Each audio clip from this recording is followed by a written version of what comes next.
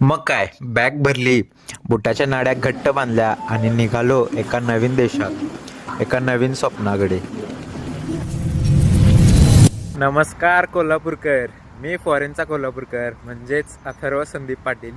तुम्हाला हा प्रश्न नक्की पडला असेल की मी रशियामध्ये काय करतोय.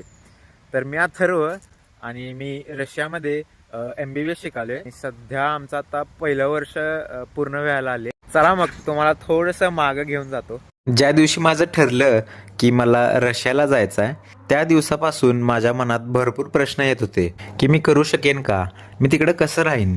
पण मग ठरवलं काहीतरी वेगळं करायचं आहे. मग मी स्वतःला सांगितलं की राव अथर्व, तू कोल्हापूरकर आहेस आणि कोल्हापूरकरांसाठी काहीच अशक्य नाही आहे. कोल्हापूरकरांचा नादच करायचा नाही हो.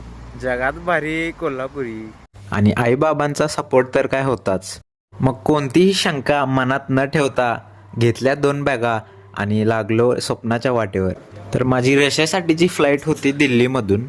मग आता दिल्लीत आलोय म्हणल्यावर इंडिया गेट बघायलाच लागते.